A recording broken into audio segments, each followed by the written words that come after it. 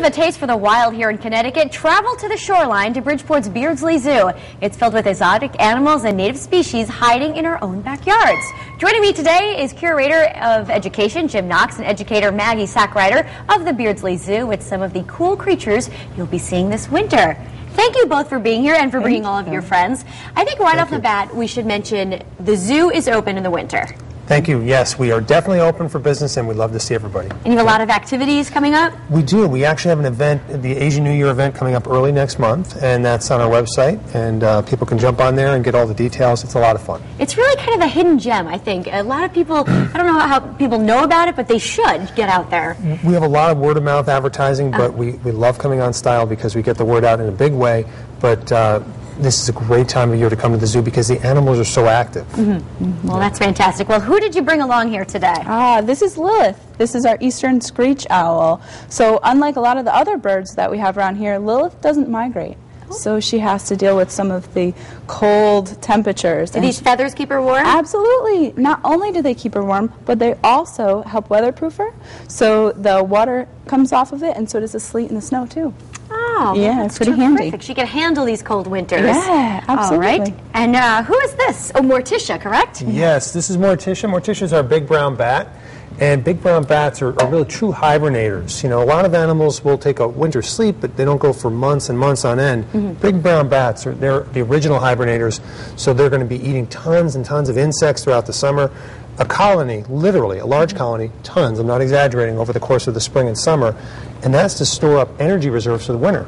So they're going to sleep maybe up to 8 months in places like northern Vermont, 8 months long, and they're so sensitive, so finely tuned to that hibernation cycle that bats can't be awakened during the winter. Okay. If you do that, they burn all those calories. They may not actually survive to the spring. I see. It's amazing. Now, to think people are afraid of these little things. What does she eat? Okay, well, mosquitoes, that's why we love big brown bats. That's great They love news. mosquitoes, so you don't have to worry about all those mosquitoes biting us, right?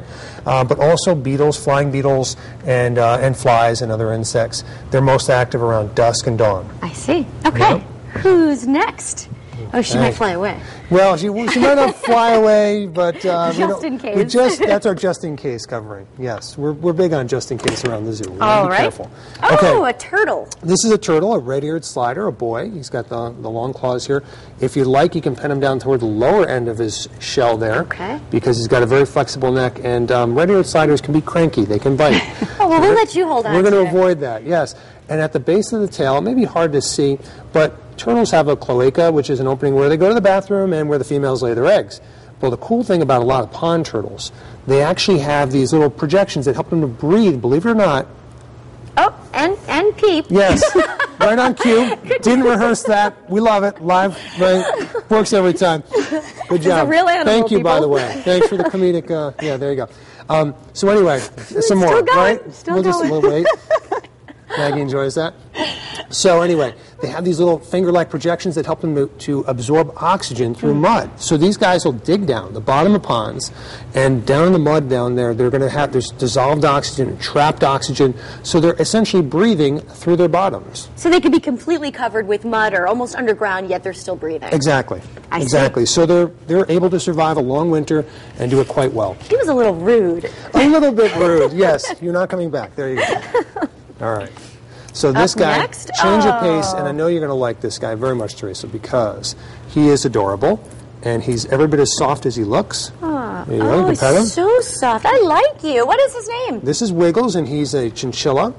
And these guys survive the really brutal cold conditions of the Andes. We're talking 40 below and 70, 80 mile an hour winds by having the densest fur of any land mammal. Wow. So he's got 20,000. Very soft. Oh, incredibly soft. Not only thick fur, but very soft. 20,000 hairs packed for every square inch. Okay. So the wind really can't get down to his skin and chill him down. And fleas and ticks and other skin parasites can't get down through that fur. They would suffocate. They actually can't breathe through this thick fur. So here it goes. Oh, I like you. We're making He's friends. quite How are you doing with wiggly. Lilith over there? She's doing hanging okay. out. She's taking it all in. It's a little too big for her. Okay, there you go, my friend. Stay, please stay. There you go. right. All right. And we have somebody we would There's love something for in you the to meet. box? Yes, something in the big box, which is just off camera. And this is Mr. Rocky here, and I promised I would let you help me handle him. So yes, I'd love here's to. what I'm going to do. I'm going to let you handle the very base of his tail there. Okay. And you're going to need 2 hands because he's a real strong guy. Okay. And Is I'm Rocky going to pee on me? Do you think? I really hope not. Rock, please, be a good boy. Behave yourself. Be a very good boy, bud. Wow.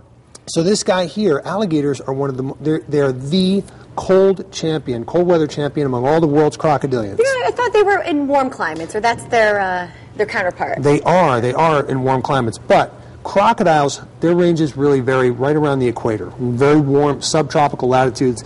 These guys can be found as far north as North Carolina. Oh, wow, okay. And the way they can do that, they have a lot of cool adaptations. One thing they can do very, very well, in cold weather conditions, they can shunt or direct blood to their heart and their brain, to the vital areas. And another thing they can do, when it gets really cold, all they have to do is maintain a breathing hole near the thin ice that forms in ponds in, say, coastal North Carolina. They'll drop their tail, like the tip of the tail that you were holding there, into the relatively warmer water, not at the bottom of the pond, but not at the top, somewhere in the middle, and it wicks the relative warm water into the body so the alligator can stay relatively comfortable. All right, well, Jim, we're out of time. I want to thank you all for being here and bringing everybody along, and I'm glad he's taped up there. Yes. But don't go anywhere. We have much more Connecticut Style coming up after the break. Stay with us.